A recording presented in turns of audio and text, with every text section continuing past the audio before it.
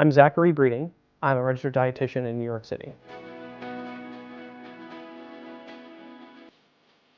I'm Beverly Gor, and I'm a registered dietitian in Houston, Texas. I'm Tamara Ray Stevenson. I live, work, and raise my family in Washington, D.C.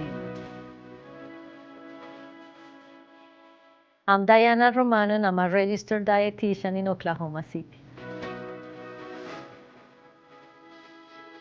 I'm Erin McCarthy. I'm a registered dietitian in Chicago, Illinois.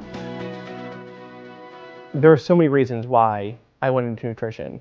I think the main reasons were influenced by my diagnosis of thyroid cancer. I noticed that there were people within my cancer group who didn't really know what to eat because there was no nutrition counseling post-surgically. And this influenced me to want to take something that I've always been passionate about, which is food, and create healthy options for people. I went into nutrition because people were dying in my family and no one knew the answer. And I was the curious child and I wanted to know the answer. So that really stuck home with me about, if you don't know the answer, I'm gonna find it. And that for me was through nutrition. I got really interested in Asian American nutrition when my dad had a heart attack. And I think the perception is that the Asian American diet traditionally is very healthy. So I wondered, why was my dad, who was eating a pretty traditional Chinese American diet, developed heart disease? My parents always had dinner on the table, and we always had to sit down at 5:30 or 6 and eat dinner together, and I think that that's key for passing healthy habits down to our children. One of the things that I've been doing in my community is developing a healthy lifestyle curriculum for Asian Americans. I think it's important that we develop culturally relevant nutrition education materials so that it respects their culture, it respects their eating habits. It includes the foods that they're familiar with and yet modifies them for what's available here in America. I work with Oklahoma State University Extension, and basically what I do for them is teach nutrition classes in the community. In my classes, what I try to do is teach them about nutrition so we can prevent conditions like chronic diseases. Well, being from Colombia and being Hispanic, I know what are the issues that we have. I work as a dietitian for the Center for Lifestyle Medicine, and we focus mainly on obesity and weight management. As part of my job, I also work directly with bariatric surgery patients. We help them to cope with their healthy eating after surgery. I work at NYU Langone Medical Center in the Department of Food and Nutrition, and my role is the Assistant Manager of Food and Nutrition Services. There are a lot of different communities within NYU, but the main feeling amongst all of them is that food is love. And a lot of families of loved ones that are in the hospital feel that if you take the food away, you're taking away the love. People see good tasting food as good medicine, not nutritious food. So my job is to tie the two in together to appease the mind, body, and soul. So the Taste of African Heritage cooking class, as well as Food for the Soul, which has been a class I had created about helping people to put their faith where their fork is.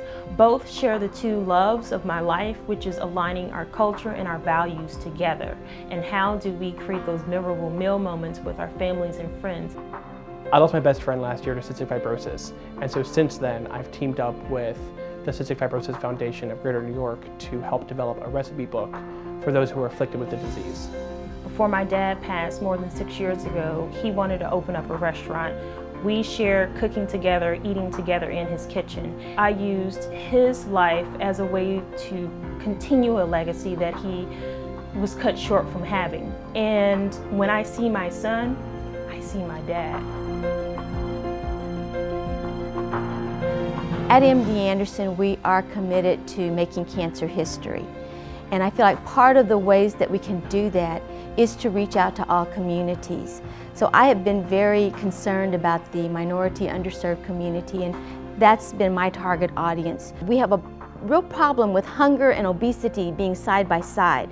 And I really want to see us use our knowledge as nutrition professionals to bridge that gap. What I find most rewarding at the Center for Lifestyle Medicine is when a patient comes in and has a smile on their face and they give you a hug and they're really appreciative. I think it's my mission in life. I think it's my purpose in life. I love it when people kind of turn that page it's just amazing to me. It's a real transformative process. It almost changes their whole personality when they do that. And to me, I get a lot of gratification from seeing that. The most rewarding part of teaching nutrition is to see people come back to you and thank you. You know, to say, I did this change because what you taught me. Through the classes that I teach, through the outreach that I do, I hope that my presence, my desire, my passion for food and culture comes through of motivating other people to say, I want to change my culture, I want to change my health, I want to improve my life for the better. If in my career I'm able to help one person with nutrition, everything is solved. That's all I need.